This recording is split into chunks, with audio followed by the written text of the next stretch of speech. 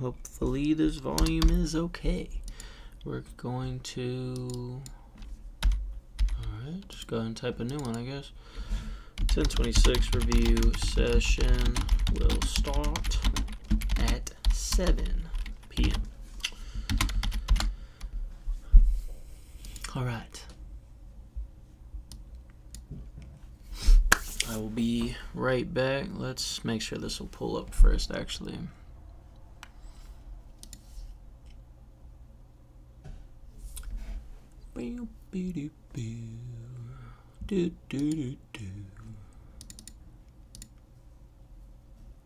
Okay.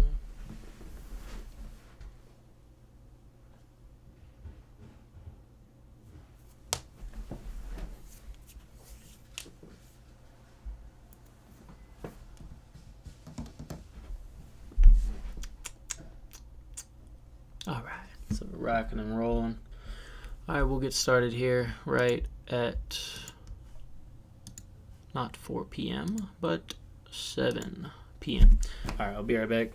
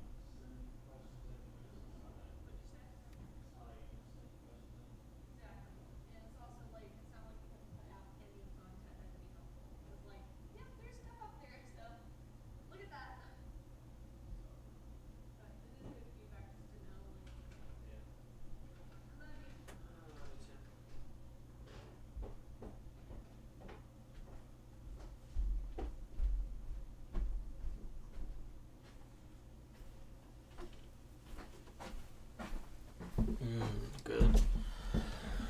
Let's see, is this thing not gonna share? That's not fun.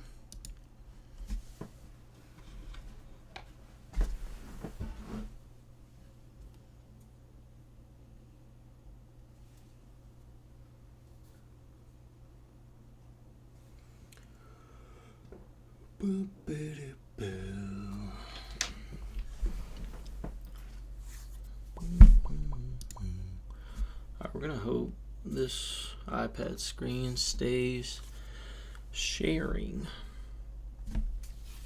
And it's already frozen. Alright, it's a good sign so far.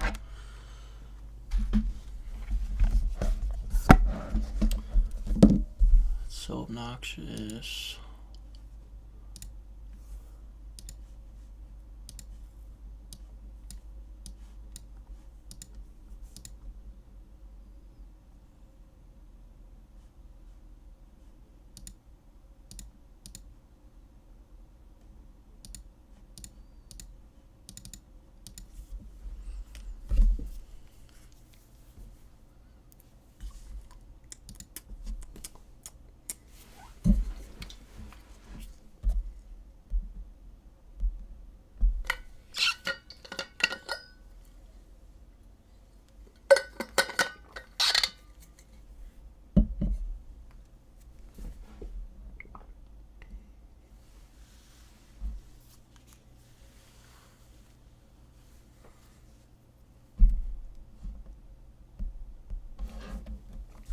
Alright,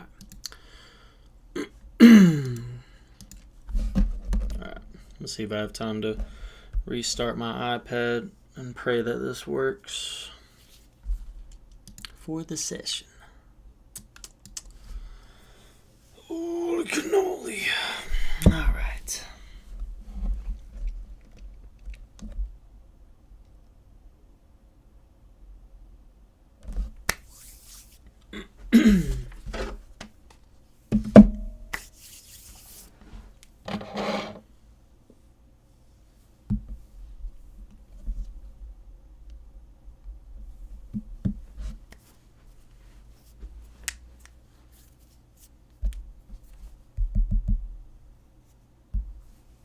All right, it is 7 o'clock. So now we are going to try to open Zoom and share my iPad screen. It was not working a moment ago, which was fun, but we're going to see if it'll work now. So please bear with me if there are some more technical difficulties, but we're going to hope for the best here. Should be up in about 5 seconds. Let's see if I can even gauge if this is check. All right, I reckon it's recording. There's the screen. Let's hope this holds out. And my pencil's not working, so please bear with me some more. I'm gonna redo these settings here. Bluetooth.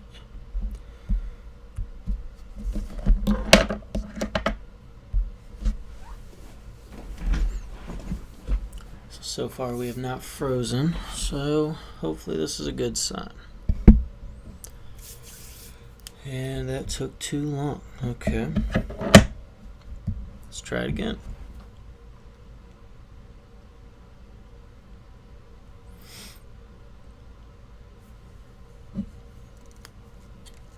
Alright. So far we're having a pretty good time. Trying to get this connected. Once it connects, it's go time. Looks like Zoom's staying connected okay. Just the Apple Pencil, just acting up. Let's see if we can get this baby rolling.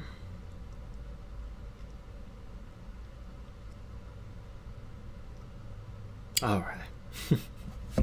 Still doesn't work. Come on. Oh, we got something. There she is. All right, let's get it going. Get rid of all this junk. And let's fire it up. Welcome to the 1026 review session. What I will be doing this evening is going through 18 different practice problems to sort of mimic what the exam 1 will look like. So, and I'll try to be doing it sort of as fast as possible while explaining things along the way. So like a little bit of both. I won't go full in depth on every single problem just because these are all the same ones I have videos for. So let's see what someone said in the chat. How much to be my tutor? I'm afraid currently I'm not taking any other students right now on one-on-one. But shoot me an email maybe and we can maybe discuss other options. All right, now what just happened? All right, that's a joke, right? What just... Okay, they want to mess with me and did I just hit delete? Alright, apparently this whole thing just got deleted. I had a whole document with all these, so we're going to start from scratch. Number 1. Alright, number 1, let's get started.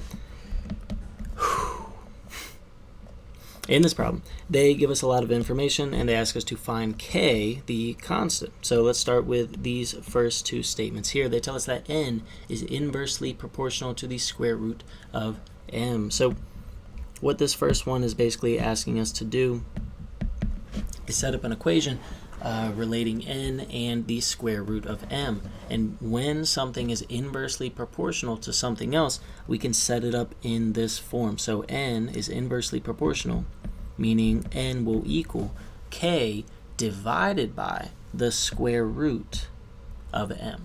So inversely proportional just sends that square root of m to the denominator, but simultaneously n is proportional to the square of q. So just regularly proportional sends that q squared, or the square of q, into the numerator. So you kind of use both of these statements to set up one equation with n. So we have this. They tell us that n equals 2.8, square root of m is 0.2, and square of q is 1.6. So all we'll do is plug those values in accordingly to solve for k. So starting with n is equal to 2.8. We don't know what k is. They tell us that the square of q is 1.6, and the square root of m is 0.2. So we don't need to take the square root of 0.2, nor do we need to square 1.6, because they're just telling us directly what those values are equal to. So we are taking this and we're solving for q. We want to isolate, or sorry, solving for k. We want to isolate k on the right side of that equation. So we're going to multiply by 0.2 onto the left side there. Let me use my phone. 2.8 times 0.2 is 0.56. We're left with 1.6k on the right side, so we divide by 1.6, and as a result, we get 0.35 for our k value, and that looks like option B. Break out the eraser to see that B is our answer. All right, we're going to keep it pushing here. I'm very upset that document got deleted. It just phased out. We caught it on live YouTube in 4K or whatever, and just disappeared. I had the whole thing set up. I'm pretty happy about it, as you can tell, but we're going to keep it rolling. Stuff happens. All right, number 2.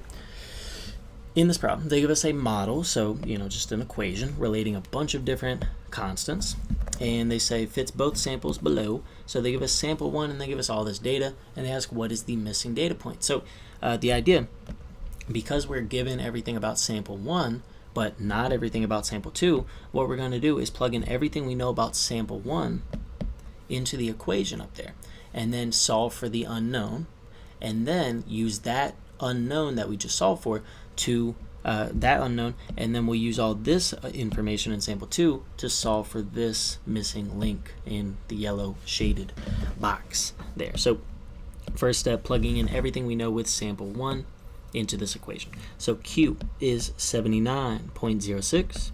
K is what we do not know. K is what we are solving for. They tell us that A is 12 and P is 16. So up top we have 12 times 16, and then on the bottom we have 17 for M. So we have this equation, and similar to the last one, we're just going to go ahead and solve for K. So we're going to multiply by 17 to the left side, and then I'll kind of skip a step. We're going to divide by 12 and 16. So we're basically multiplying by the reciprocal here. So multiply by 17, but dividing by the 12 times the 16. And so all this calculation will get k by itself. So we're going to start in that numerator with 17 times 79.06, and that'll give us this huge number. I'm just going to go ahead and divide by 12 and divide by 16, and we get this k value of 7.0001 and a bunch of other stuff. So essentially k is just 7. So again, we're not done. We do see 7 as an answer choice, but that's not what they're looking for. They're asking us to solve for this p-value of sample 2. So using this k value along with the other known values for sample 2, we're going to plug everything into this equation once again to solve for that p-value. So plugging in q, which is 77, k, which we now know is 7, a is 11, p we do not know, that's what we're solving for, and then m we do know is 7. So we plugged in all this sample 2 stuff, we plugged in this k, and now we have this equation here. So we want to solve for p. The first thing I see here is really on the right side, we have 7 over 1 times 11 over 7. I see this really as one big I see this as one big fraction. So we have a 7 on top and a 7 on the bottom. So those can just cancel. We have 11p over 1, or really just 11p. 11p equal to 77. So if we divide by 11, we find that p does equal 7. So, in fact, actually the 7 answer turns out to be our answer, but not because it was the k value, but more because it was the p value. So that's it for number 2. Hope this makes sense so far. We're going to keep it rolling. Lost a few minutes there at the start. We're going to keep doing the best we can, though. So, number 3. All right, in this problem, they give us this differential equation, this dy over dt.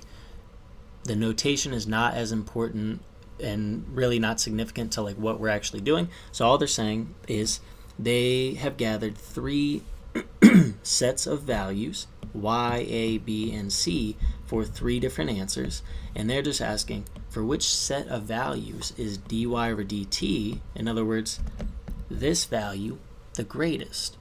So it's really just, they're asking you to plug and chug each of these answer choices and see which result is the largest result. To Izzy, will this stay on your account? Yes, this should be uploaded to YouTube after it's done. So in about an hour or so, it should be uploaded. Yes. So for this one, yeah, we're just plugging and chugging. I might kind of split screen it with Desmos. I might do it real quick. Let's see how fast I can do this here. We're going to just type it in kind of how we see it, where we're going to do a squared, and we're going to add a slider for a. So what I'm doing right now is typing in this equation here. So a squared, b squared, add a slider, and then for y is a particular one because they'll think of that as a variable. So I'm going to call y something else here. I'm going to call it d, just so it's easier to plug in. So all these are really going to be d, just to help me plug this into Desmos. Okay, that's kind of just a, a way that I can add a slider for these values in Desmos. So then we can still divide by c, and we'll add a slider for c. So now the reason I'm doing this is because I can just change the slider amount for a, b, c, and d according to each answer choice, and then just like quickly find these dy over dt values. So for option A, we have d is equal to 6, so we'll set d equal to 6, and then a is equal to 3, and then b is equal to 9. It's probably easier just to type these in, but I'm also doing it okay so far. And then c is equal to 5. All right, just like that. We have the value here at the top. It's 357. I'm assuming the decimals won't really matter. I'm assuming they're going to be different enough where you don't really have to worry about the decimals. So I'm just going to leave it at 357. We're going to move on to option B. So in this one, D is equal to 9, and A is equal to 1. Well, that was nice. And then B is equal to 6, and C is equal to 5 still. So here we have a 21.6. So really it's about 22, obviously much less than the 357. So I mean, if we're looking for the greatest value, we could really go ahead and eliminate option B because we got 22 and A was 357. So let's plug in the values for option C. They tell us that D is equal to 4 and A is equal to 3 and B is equal to 7 and C is equal to 5 still. So for this one, we do get something in the hundreds, which is a little better than 22, but it's still not 357. So of these three values, 357 is the largest. So let's get out of Desmos here. I hope that process makes sense in Desmos. You can really do the same thing in Excel if you're comfortable with Excel. And yeah, so this is option A is our answer because we got the largest dy over dt value. When I say you can do the same thing in Excel, I really mean like you could plug in like a general equation, and like where I have A, B, C, and D, you could have like A1, B1, C1, D1, you know, different cells, and then just change those cell values as you plug things in. So let's keep it rolling here.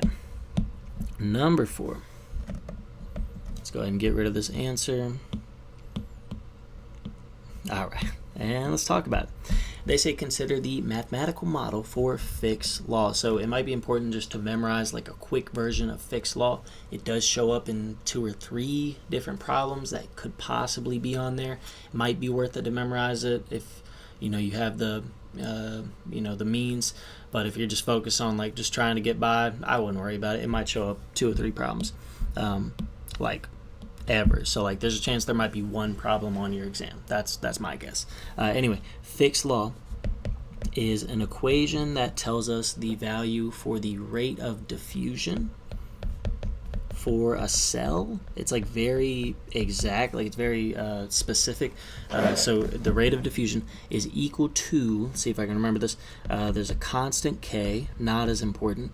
There's a surface area of a cell divided by, so I'll just call it they call it surface area. I'll call it surface area divided by the thickness of the cell.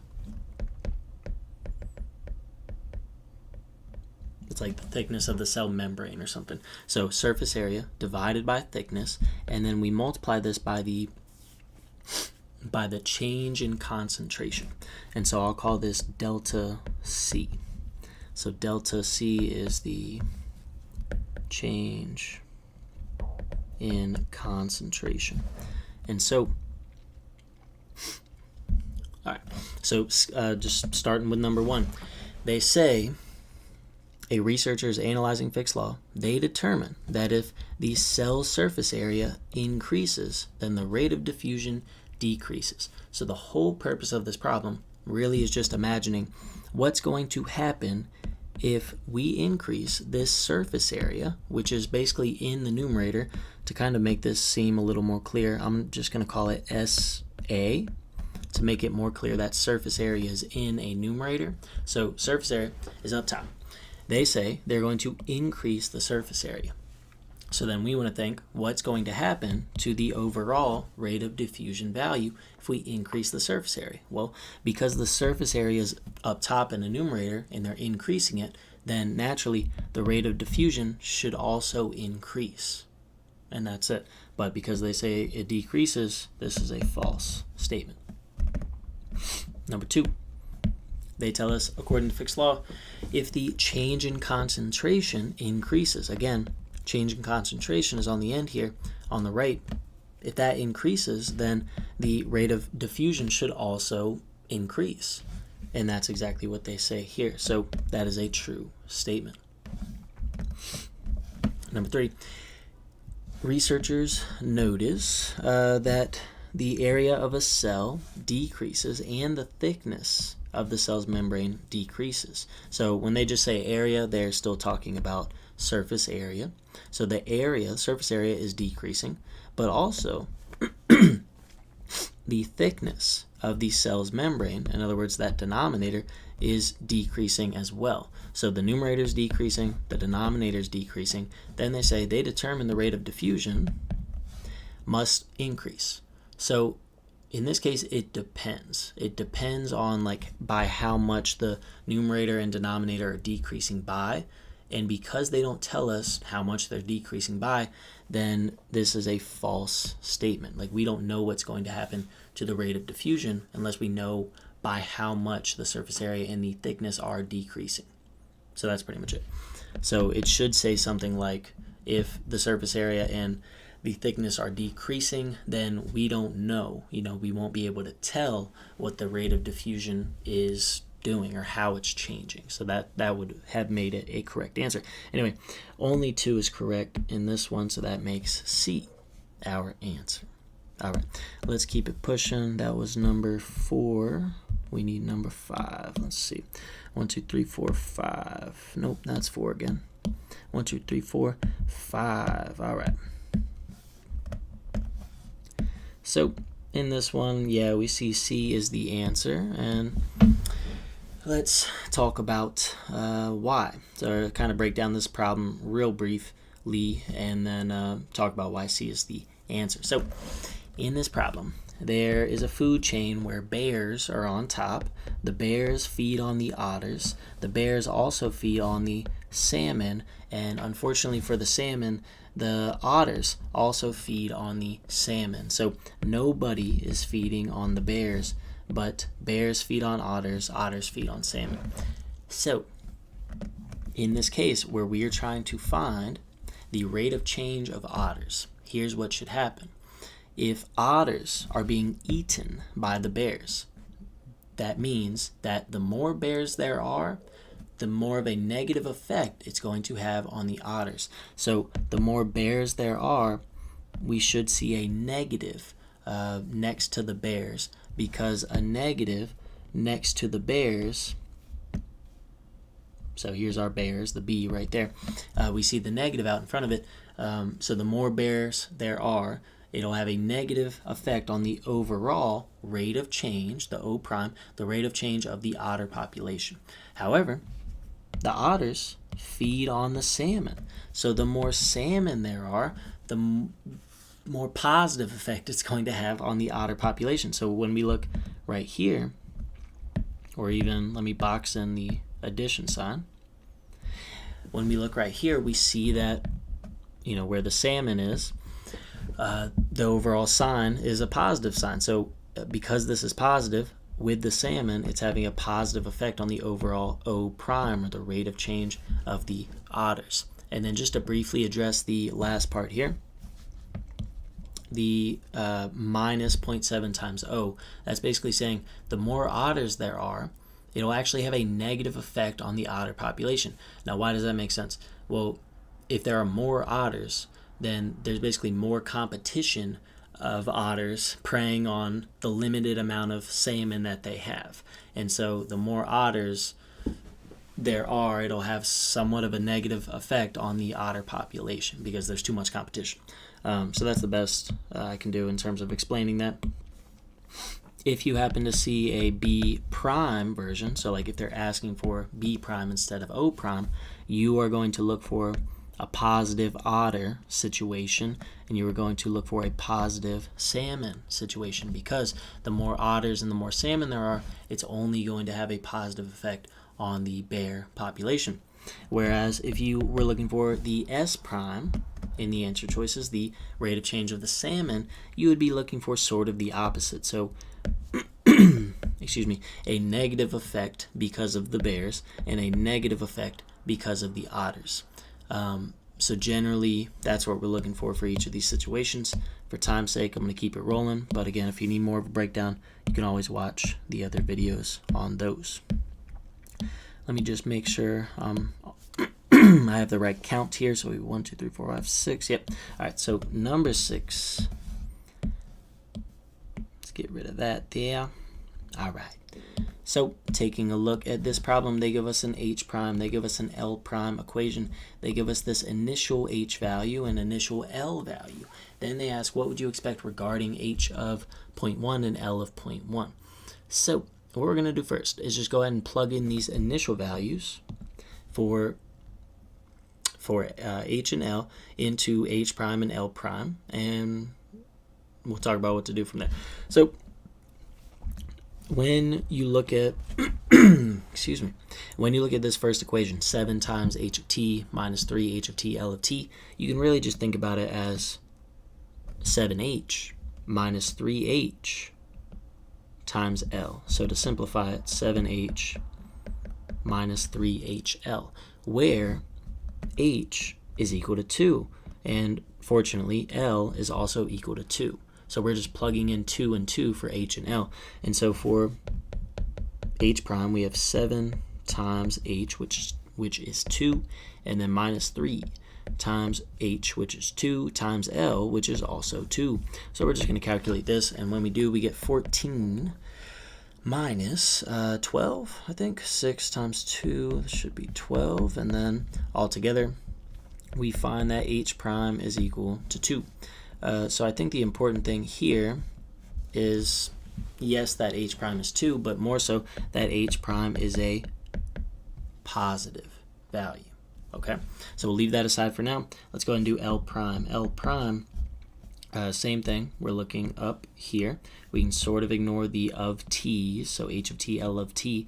We're just going to have H times L minus 5L. So H is 2 times L, which is 2, so HL, minus 5 times L, which was also 2. And calculating this, we get 4 minus 5 times 2, or 4 minus 10.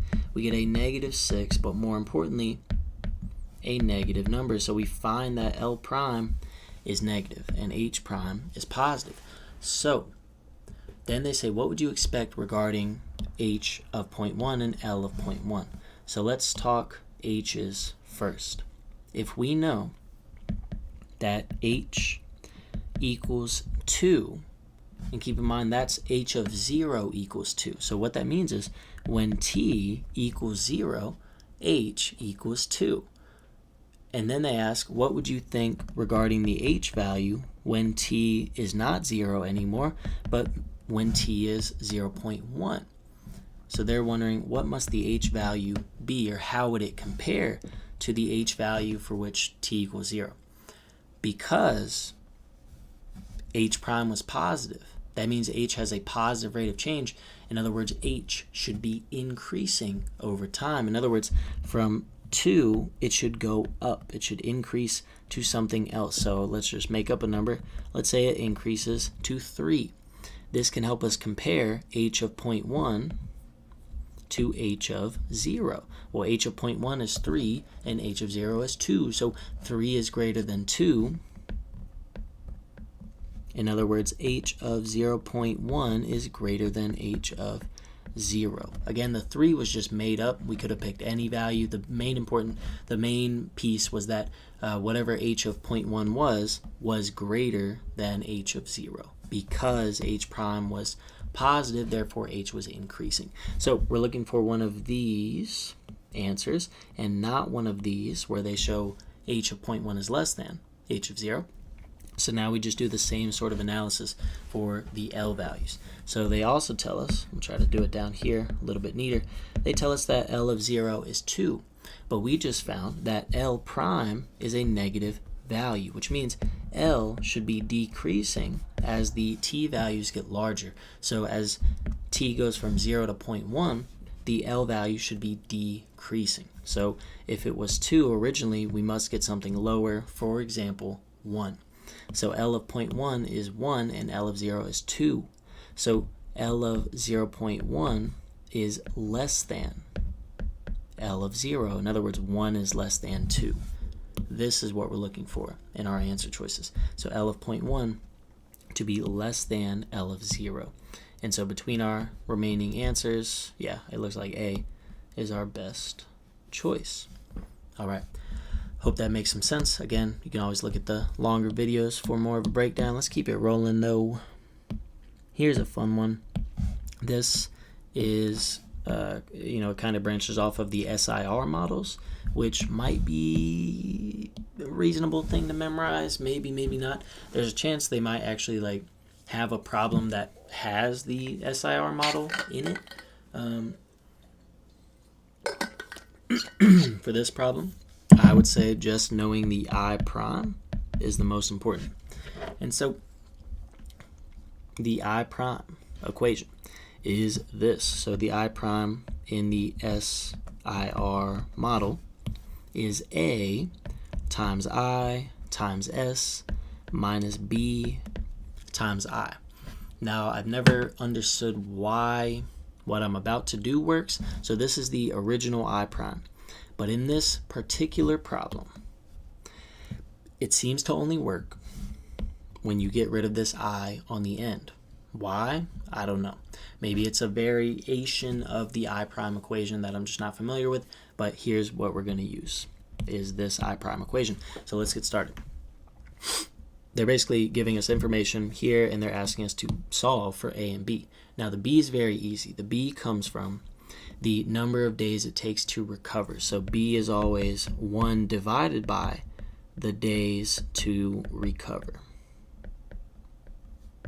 And so in this case, B is equal to 1 over 11. So 1 divided by 11 is 0.0909, repeating, and so on. So we can eliminate the answers that have this 0.14 answer for B. So we're left with A or B, So we just have to figure out which of those A values makes the most sense. So now this is where this whole deal comes into play. So if we know that B is 1/11th, all we need to do is find the I prime, the I, and the S to also plug into this whole equation here, and that will allow us to actually solve for A. All right, so what we're going to do is scan through the statement here. They say that a town of this many people is experiencing an outbreak. On day 7, 300 people have been infected. All right, right away. The number of infected, the number of infected people is 300. Then they say, and an additional 35 became newly infected just on that day. So what that's trying to imply is that 35 is like the rate of change of infected per day, because that's what it was on day 7. So what that's telling us is the I prime value is 35. So I is 300, I prime is 35. And then I think that's it. Susceptible. Okay, right. So I think they give us the total value because what they need us to do in order to find the susceptible, we sort of need to calculate it on our own. Because if the total town population was originally 155,300, we need to take that total and subtract the number of people who have been infected. And I don't think they say... right. So because they say it takes 11 days for a person to recover, but it's only been 7 days, then there's no way that there are any number of recovered or resistant individuals. So really all there are the susceptible and the infected people. So in order to find the susceptible, we need to subtract the number of infected from the total. So the nice thing is that it'll always work out to be like a nice hundreds, thousands number. So they set that up on purpose, like 300 minus 300 is just that value. Anyway, that's our S value. So we have I, we have I prime, we have S, and we have B. We're going to plug all these things in and hope that we can solve for hope that we can solve for the A, which is what we're looking for. So plugging into that equation, setting this up, I prime on the left is 35 equals A, which we don't know, times I, which is 300, times S, which is 155,000, minus B, which is just that little 1/11th. We're going to solve this for A first by adding the 1/11th to the 35. Let's just go ahead and do that, I guess. So plus 35, we just get 35.0909 and so on, equals, I'm going to go ahead and multiply 300 times 155,000. And we get this ridiculous 46,500,000. Is that too many? That is too many. All right. So 46,500,000 times A. Excuse me. So we're just going to divide by that 46.5 million value. So 35. I'm going to do 35 plus 1 over 11. We get that decimal divided by 4, 6, 5, 1, 2, 3, 4, 5 zeros. And we get an A value. An A value of approximately 0.1234560. So 1, 2, 3, 4, 5, 6 zeros and a 7, 5. So what does this mean? We have a 7, 5 times 10 to the negative 7th. So the idea is you always have the number of places it's moved from 7.5 is 1, 2, 3, 4, 5, 6, and 7. So that's where that 10 to the negative 7th comes from.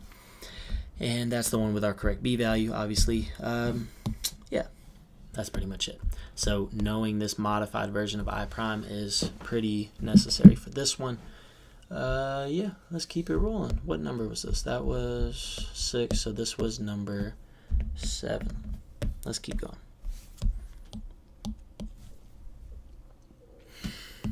All right, so somewhat similar. This is number 8. This still deals with like an SIR model, a little bit more attainable in my opinion. And this one, let's talk about it. They say, suppose a town of 23,000 people is experiencing an outbreak, 2 different diseases.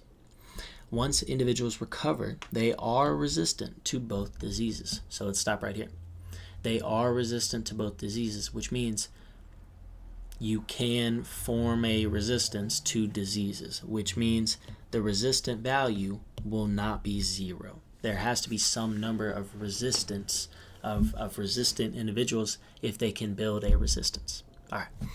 At time 8, this many people are ill with one disease, and then this many people are ill with the other. So these are the infected.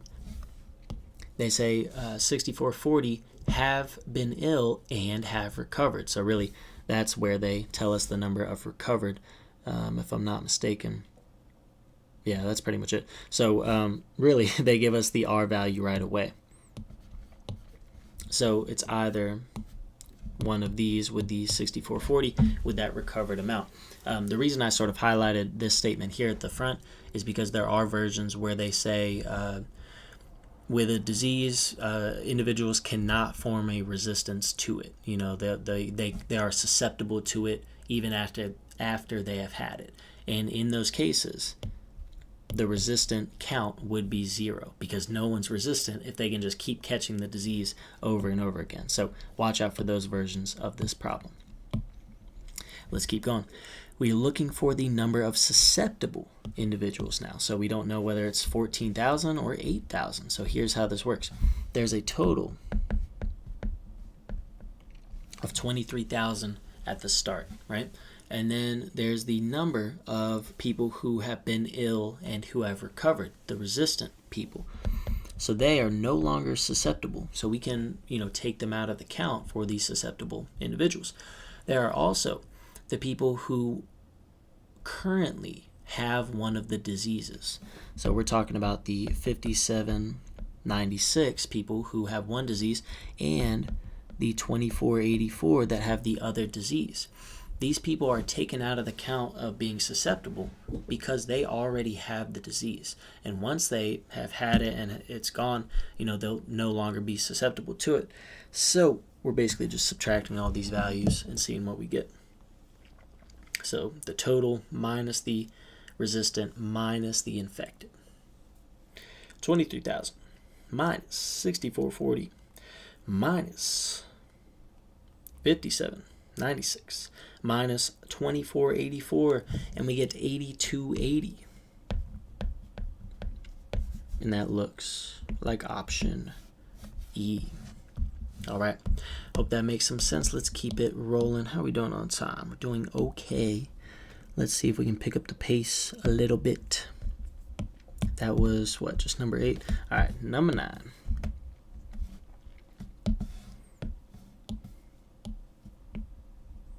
All right. How would I do this the fastest way possible? So what I'm going to do is zoom in a bit, and I'm going to add a couple pieces to this chart where I will have P prime of T. And so this will be finding the P prime at 1.5 and at 2. That's our first step. To do so, we are finding the slopes between 1.5 and 2. And then we will find the slope between 2.5 and 2. So the first slope is the 58.07, so slope between these 2 points, 58.0708 minus 76.0707. These are like your y2 minus y1. And then we're dividing by the difference in t values, so 2 minus 1.5. So what this is telling us is the slope between 1.5 and 2, in other words, the rate of change of P approximately at 1.5. All right.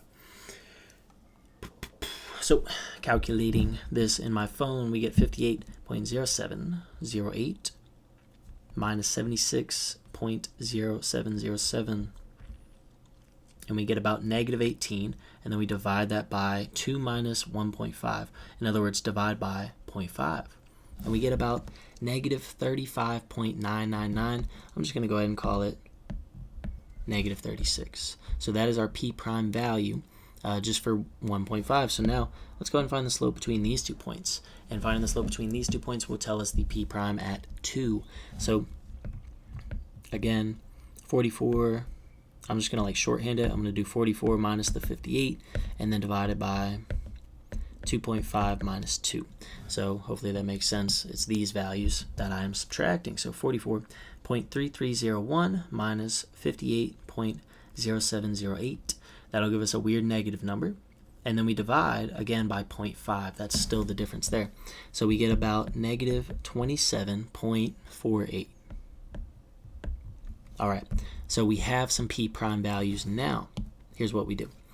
We use this equation relating p prime. Again, the of t's are sort of negligible. So if it's easier visually to just see it as p prime equals negative k times p, that's what we're doing here. That's what we're setting up. So first equation coming from this column here is p prime is negative 36 equals negative k times p, where p is 76.0707. And what we're going to do is just solve this for k. So we're going to divide by the negative that's out in front here and the 76 value to get k by itself. So 36, or a negative 36, divided by 76.0707, also negative, we get a k value of approximately 0.473. Now you'd think we'd be done, maybe, but let's try the next step. The next step is to basically find another k value, but with this information. And what we're hoping for is that we get a k value that's equal to the one we just got. So again, we're using this second column again with this equation and solving for k. So p prime is,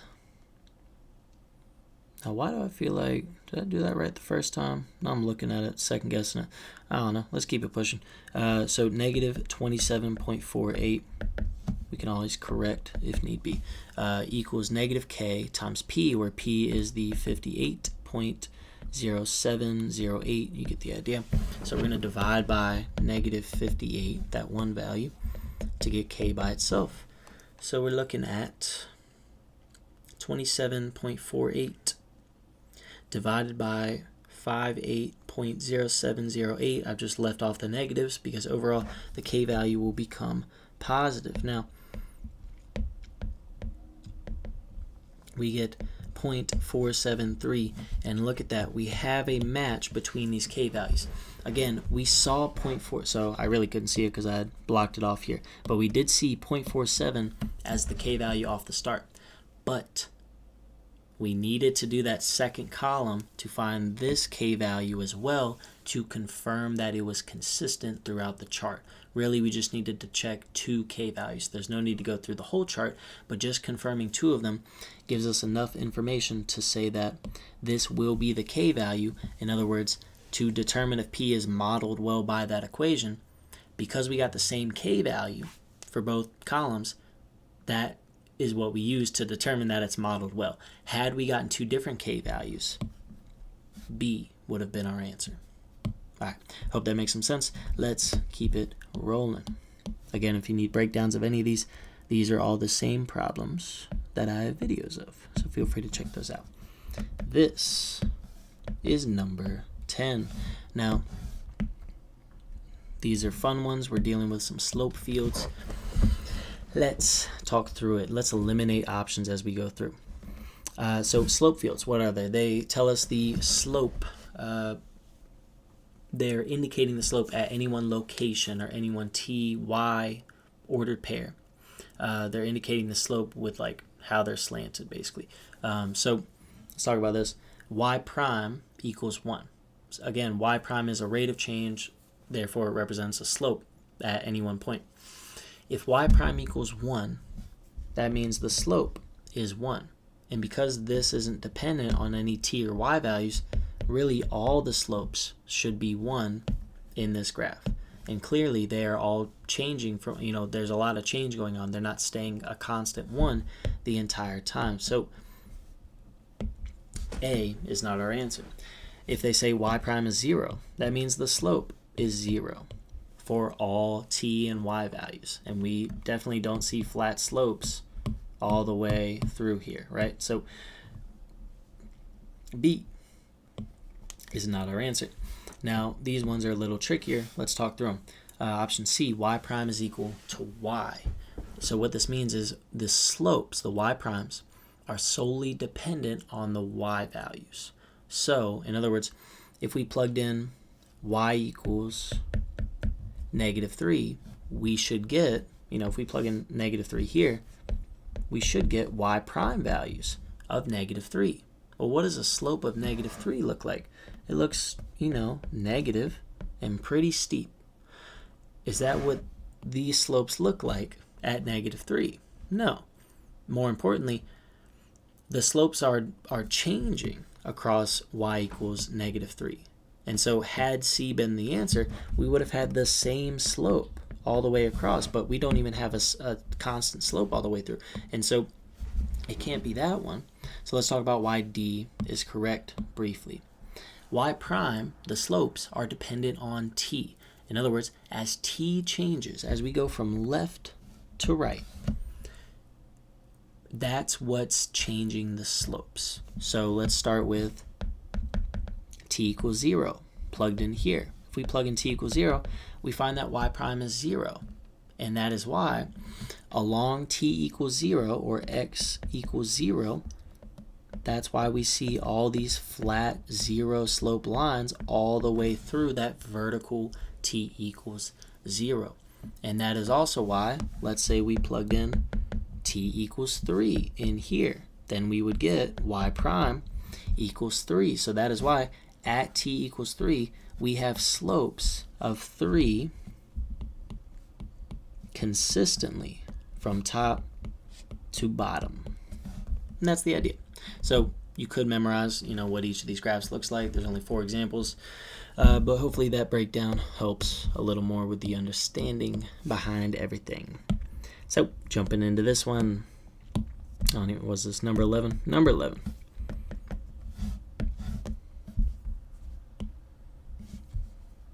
All right, let's get it going. In this one, it's sort of similar. They give us kind of a more complex, equation. They tell us y prime is y minus 2t, and they tell us that the t values range from 0 to 2, and then the y values range from -1 to 1. And so what might help is setting up a little chart where, let's see if I can do this right.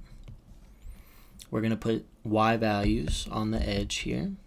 So -1 to 1, and then t values across the top, so 0, 1, and 2. And what we're going to do is kind of sketch a couple slopes in these little boxes. So in each of these boxes here, I'm going to have little images of slopes. And the slope values are going to come from plugging these t and y values in to the y prime equation, that is y minus 2t. So let's start with a simple one. Let's start with 0, 0. So finding the intersection of 0, 0. Plugging in 0 here and 0 here gives us a y prime value of 0. So when y prime equals 0, what we're looking for is a flat slope. When y prime is 0, that is a flat line. All right, let's go ahead and just do like 1 or 2 more plugging in. Let's plug in t equals 1 and y equals 1. If we plug in t equals 1 and y equals 1, we get 1 minus 2 times 1. 1 minus 2 is -1. And so at this intersection of 1 and 1, we want a line that has a slope of -1. Now, just with these values, just with this box, with the flat slope, we're looking for a flat line just like that, just like this, just like that, just like that. It looks like all of them, all the options have that flat line in that location, right? So that's an easy one. But do they all have a -1 slope in this location? This does not. That is a positive slope. This does not. That's a positive slope. This does not. That's a positive slope. And this does. That's the only negative slope in that location, in this location, throughout all those graphs. And so we narrow it down. We narrow down this crazy mess of like all these different, slants. We simplify it for ourselves just by looking at one location and knowing that slope for sure, to narrow down the complexity of it, narrow down what we're looking at, to see that D is our answer. So plug in one or two pairs of t and y values, eliminate options, find your answer. Let's keep it pushing. Number 12 coming up.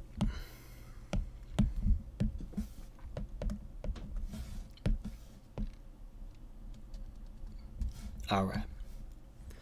Number 12. What do they say? Examine the slope field. Okay.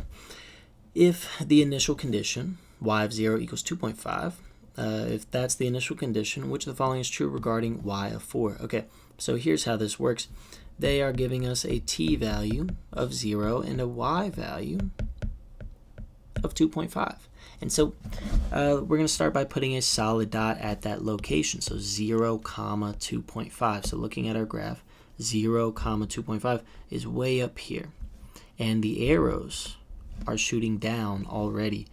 And they're shooting down, and then they level off at this line here. So this is our starting point, and we want to follow these arrows out like this. This red line that I've drawn is what we can call an exact solution. So we're going to think about this like, imagine that red line is drawn, and imagine you don't see any of this other stuff now. The red line is all we're focusing on. That is our function, so to say. That is our y equals function. They're wondering, what must be true about y of 4? In other words, what must the y value be when t is 4? When t is 4, what must be true about y? Now, because this function started like this with a downward, a negative slope, and then it leveled off around y equals 1, it leveled off, it did not go past y equals 1, that means it must still be above y equals 1. That's what we want to look for. We want to look for something that describes y of 4 is still greater than 1. In other words, 1 is less than y of 4. And there's really only one answer that says something like that. And that's C. What they're saying is that the y value, let me put it in green here, the y value we're talking about, again, is this green star or green blob there at t equals 4. That y value is approximately 1, but because it approached 1 from above and never crossed 1, we know it's still greater than 1. Anyway, y of 4 is between a y value of 1 and a y value of 5. Now, why 5? Why is that significant? Well, if you look up here, we have our flat line equilibrium solution at y equals 5, and we also had it at y equals 1. And so we know for sure that that function must be bounded between those two equilibrium solutions.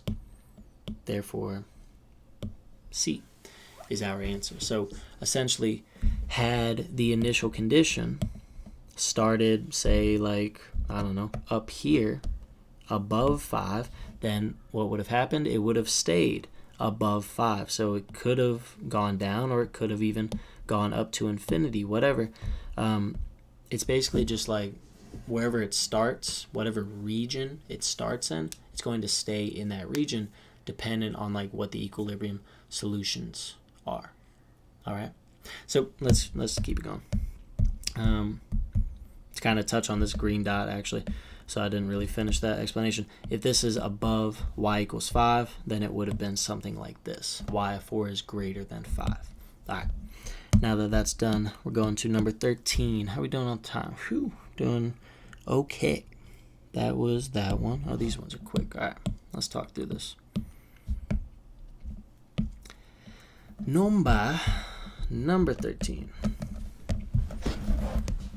In this problem, they give us y prime, and they give us an initial condition. Now, the initial condition, as you can see, is the same on all of these. It's 0, -2. The starting point is not what matters in terms of like the location of the point, but the starting point and its slope. So the slope at the starting point is what is important. How do we find slope? We plug in what we know to the y prime. If y of 0 equals -2, that means when t is 0, y is -2. So we're going to plug these t and y values into the y prime equation. So when t is 0, y is -2. So 0 plus -2 is -2. Again, what that is the y prime value. So they're saying at the initial point, so where all these have the same initial point, what we must see is a slope of -2.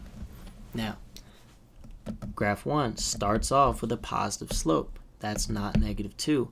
3 starts off with a positive slope. That can't be -2. 4 is interesting. It starts off with a flat slope, so a 0 slope, but not a negative slope. Can't be 4. 2 starts off with a negative slope, so it must be 2. All right, so the most important piece there is finding the slope at the initial point, the initial condition, and eliminating all the options that don't have that slope. All right, that was number 13. Let's move on to number 14. Boom. All right, let's talk through this one. Which of the following equations has the equilibrium solution y equals 3?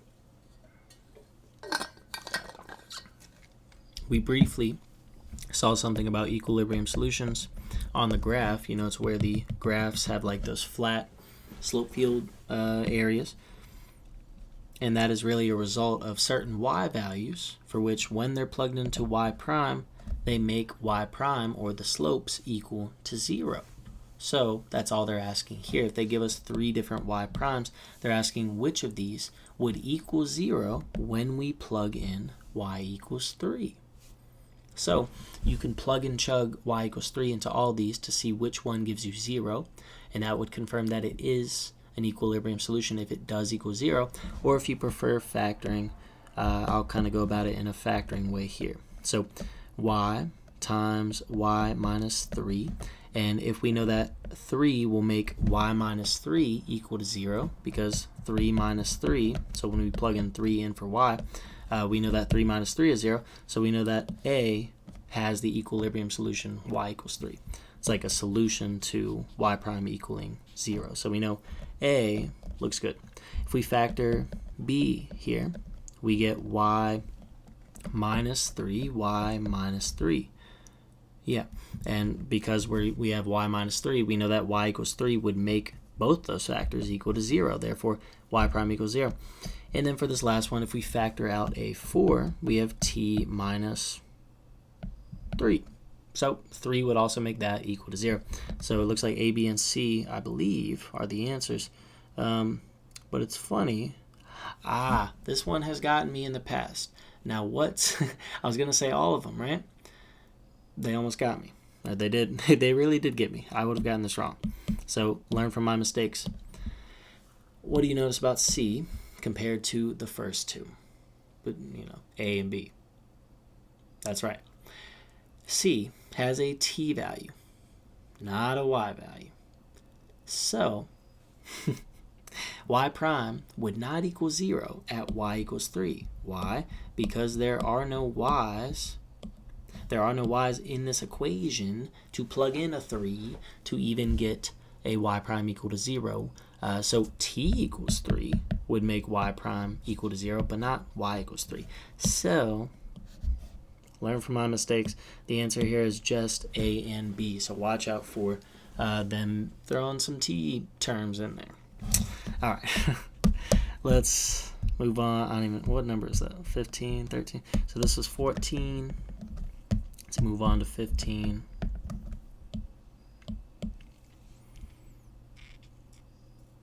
All right, here's a really good one. In this problem, they ask, how many different equilibrium solutions does the following differential equation have in this range? Okay, so the first step when looking at this equation is to find all the y values that make this equal to 0. So for this problem, I would recommend, learning to factor. You could plug and chug different values till you find them. Knowing how to factor is probably the most helpful though. So what we're going to do is find all the values, all the y values that make y prime equal to 0. Those y values will be our equilibrium solutions. But then they're wondering how many of those equilibrium solutions are between -1 and 1, including -1 and 1. So let's start by factoring all this to find all the equilibrium solutions. Well, y minus 2 is already a factor. And what this gives us when we set this equal to 0 is y equals 2. So y equals 2 is one of our equilibrium solutions because it makes y prime equal to 0. Now, with this expression here, we're going to factor this into two linear factors. So y plus something, y minus something, y plus something, whatever. So we need two numbers that multiply to positive 3, but add to positive 4. So the only factors of 3 are 3 and 1. Everything is positive here, so we're looking at all pluses. And when we set each of these equal to 0, we find that y is -1 and y is equal to -3. So just like that, we factored and we solved for y. We have our 3 equilibrium solutions. These are all distinct. They're all different from one another, but how many of these equilibrium solutions are equal to or between -1 and 1? 2 is not between those. -3 is way outside, and -1 is equal to -1, so that satisfies, being in that range.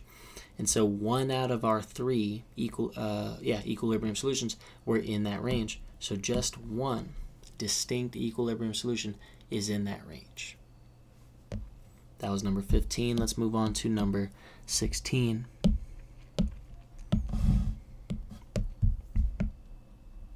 All right, here's a fun one. In this problem, they give us a graph with equilibrium solutions represented with all these flat lines, right? And we have an equilibrium solution at 1, -2, and -4. But that's not the question, whether it's an equilibrium solution or not. They're more focused on whether these are stable versus unstable equilibrium solutions. So what I'm going to do is scan through all of them in the graph, label them as stable and unstable, and then answer the statements. So looking up here at y equals 1, what we do is scan it from left to right. Scan this equilibrium solution from left to right, and we look above and we look below the line. Above the line, from left to right, these little slope lines are approaching or headed downward towards that equilibrium solution. That is good, stable behavior. And below the green line, these little lines from left to right are approaching that green line, are approaching the equilibrium solution. So from above and from below, from left to right, the lines are approaching the equilibrium solution. Therefore, this is a very stable equilibrium solution. All right, so now let's focus our attention at y equals -2. Same approach, we scan it from left to right, above and below. So above -2, these values are headed away. Below -2, these values are headed away. So in fact, -2 is unstable.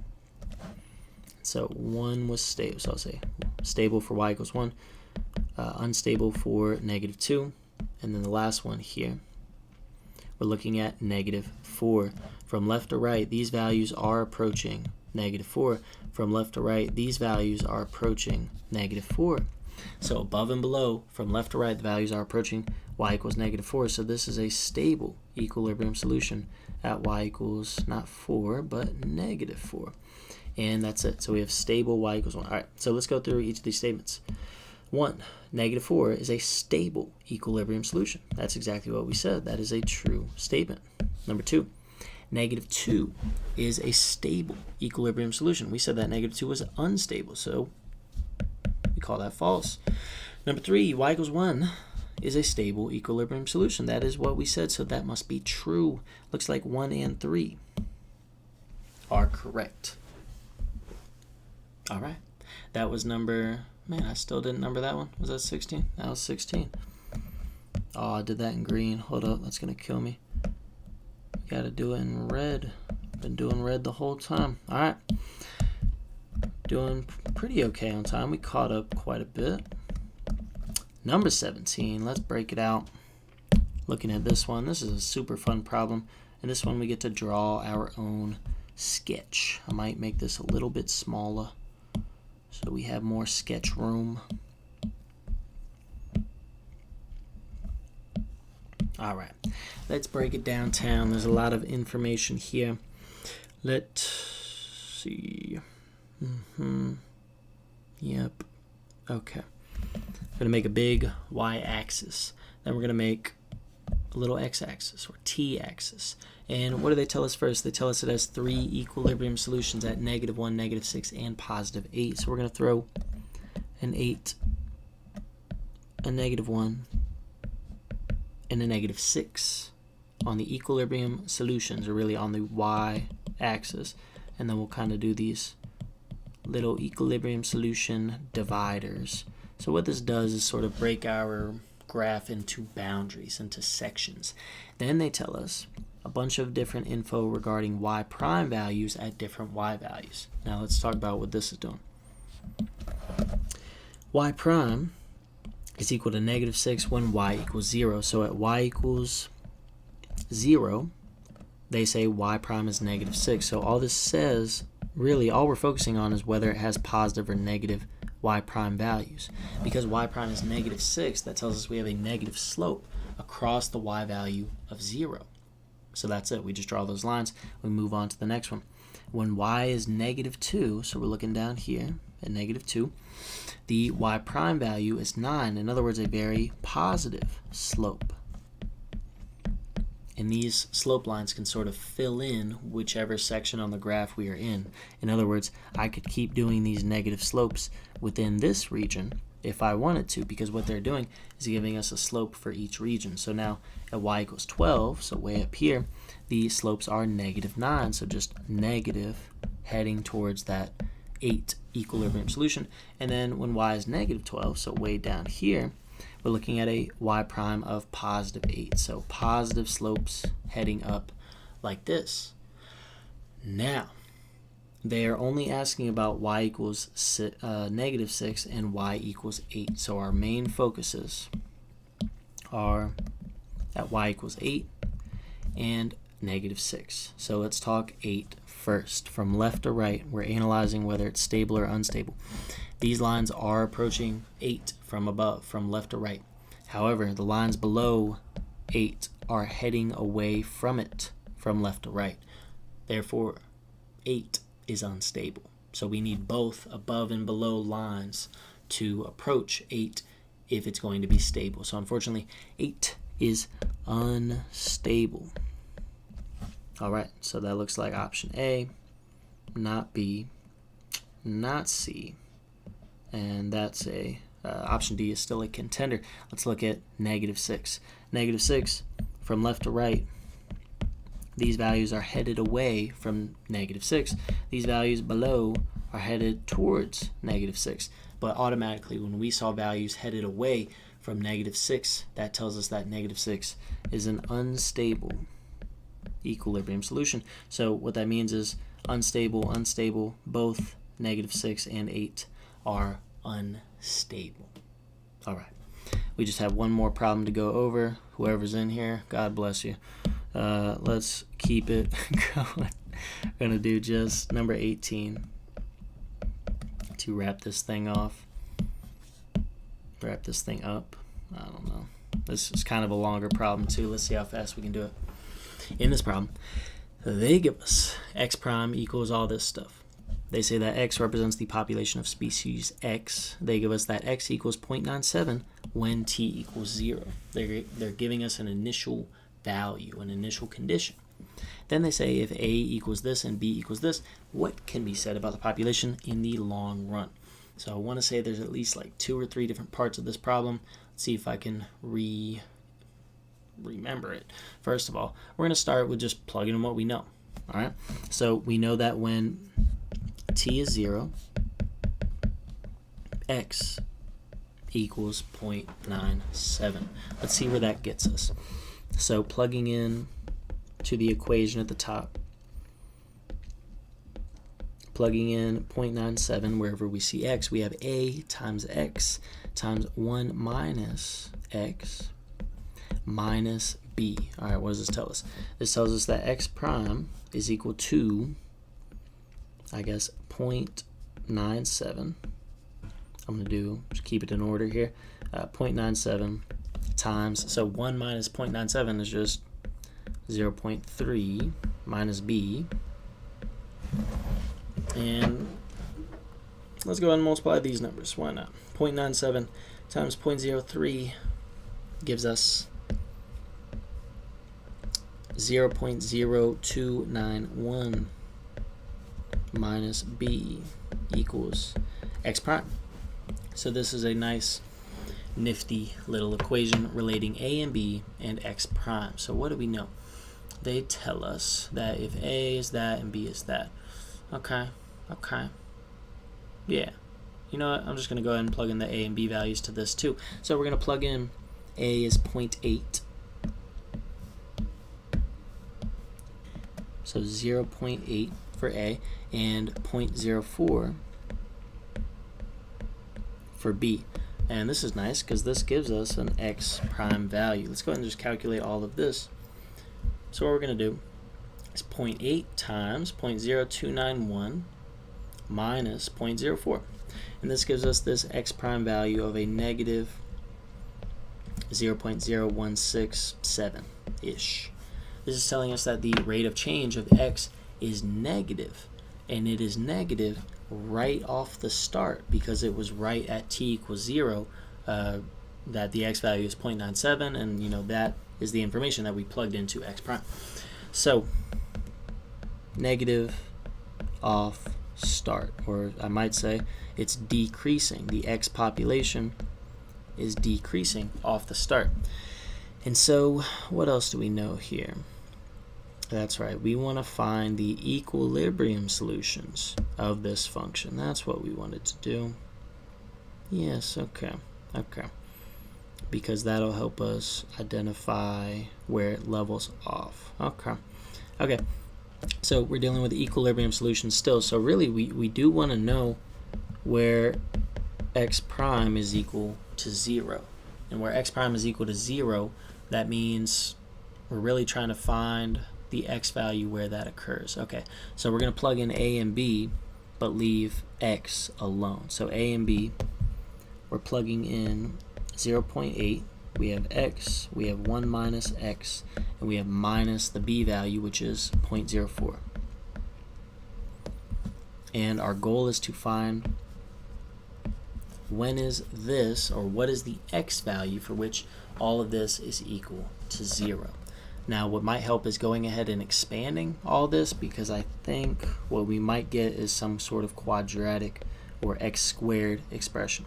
So what we're going to get is x minus x squared if we distribute this x here and here, and then we distribute the 0.8. What we have is 0.8x minus 0.8x squared minus 0.04. Now here's a fun one. Let's go ahead and rearrange these values, and what we will have to do is the quadratic formula, because we have an x squared term, an x term, and a constant term, and our goal is to get x by itself. So that's our best bet here, in my opinion. We could, I wonder if we can multiply by anything. Curious what dividing out by 0.8 would do. Let me just try something for fun here. Probably not worth it. Yeah, it's not worth it. We're gonna go quadratic route. Let's talk through it. Negative b plus or minus square root of b squared minus 4ac divided by 2 times a, where this is a, this is b, and this is c. So evaluating this x value, we get negative b, which is negative 0.8, plus or minus b squared, or 0.8 squared, minus 4 times a times c, negative 0.04. And then we're dividing all this by 2 times a, which was negative 0.8.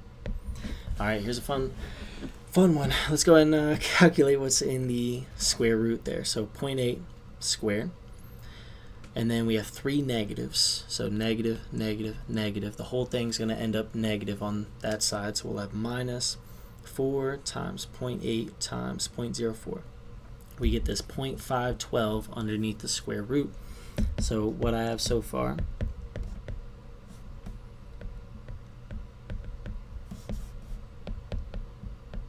on the bottom, 2 times negative 0.8 is negative 1.6. So now what we want to do, let's go ahead and take the square root of the 0.512, and that gives us just, a crazy value. So we're just going to write it down to a couple decimal places. We're going to do 0.71, we're going to round, we're going to do 0.72, and we're going to divide this by negative 1.6. Now we're on the home stretch. What do we do with this? We have to break this up into an x1 and an x2, where the x1 has the plus, negative 0.8 plus 0.72 divided by negative 1.6, and then x2 has the minus, so that's where the plus or minus gets broken up. And we're just going to calculate both of these separately. So calculating these guys, plus 0.72 divided by 1.6 negated, and we get about 0.05. And then the next one, we get 0.8 negative minus 0.72. We get a negative divided by 1.6, also negative. And we get 0.95. All right, what we just found, we just did a bunch of quadratic stuff. I know it was annoying, but what we just found are 2 x values that make the x prime equal to 0. They make the x prime equation equal to 0. Therefore, these 2 x values are our equilibrium solutions. Now it's graph time. Let's look at what happens. Making a graph from 0 to 1, or 0% to 100%. So 1.00 representing 100%. What we know is that at 0.05 we have an equilibrium solution. That was our first one here. At 0.95 we have another equilibrium solution. It's important to point out that I know they say x values, but in this case, these capital X values from the start, you can treat as your y values. Okay, they're basically y values. X just,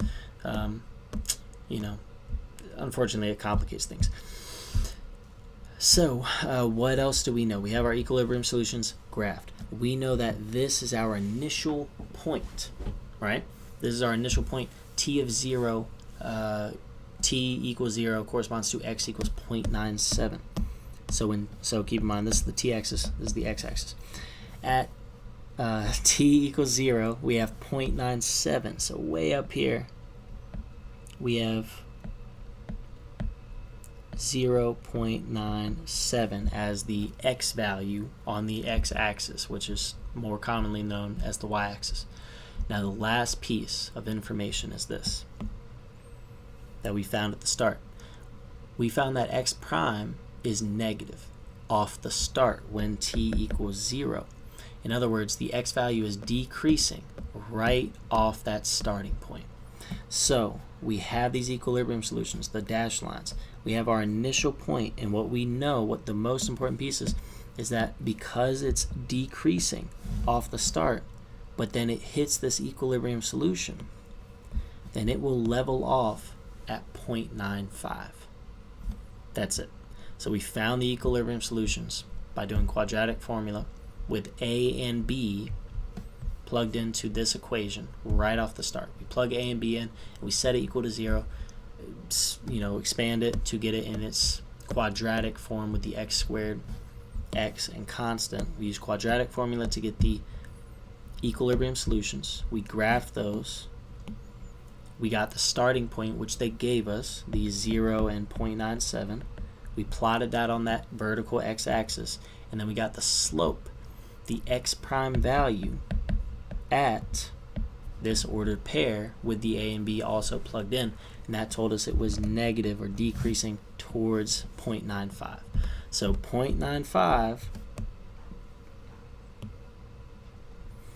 is where the population will level off near. That is, it leveling off at 0.95 or 95% of its carrying capacity.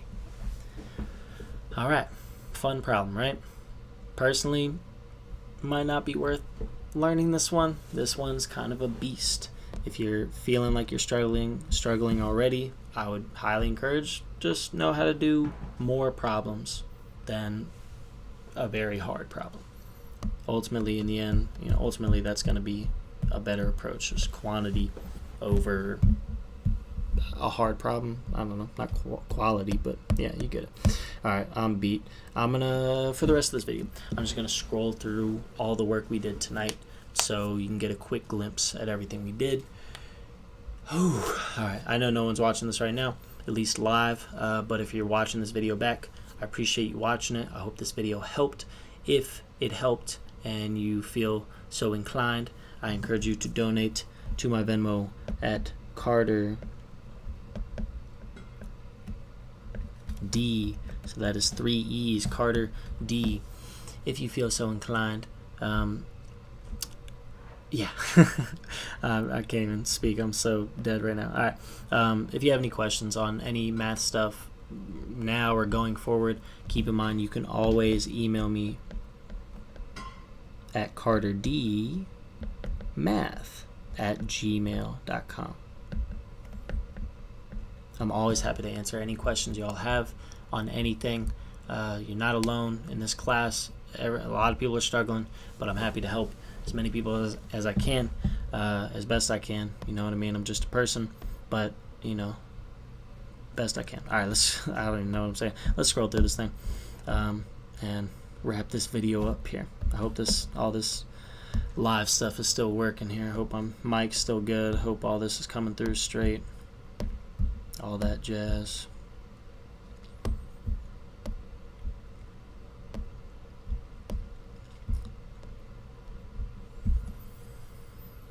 Whew, what a night. Just working through some problems. Yes, sirree. I know the schedule is probably messed up for this one, but who knows? Maybe you're watching this right now studying for your final. The good thing is that this is uploaded to YouTube right after I finish this, so maybe you're watching this in 7 years. Who knows? But I'm sorry the scheduling got messed up for these review sessions. It's kind of just, I blame it on the MPO's website because they said y'all didn't have this due till like tomorrow, so I was trying to do like a night before thing. Anyway, I'll stop talking. I hope these walkthroughs helped. Hope this was a nice, concise place to get all these answers in one place. Thanks so much for tapping in and supporting the videos, or even just watching the videos to get by in your classes. Every little bit is important to me. I'm happy I can help. Thanks for tapping in. I will see you all next time on the 1026 review sessions. Thanks for joining. Bye-bye.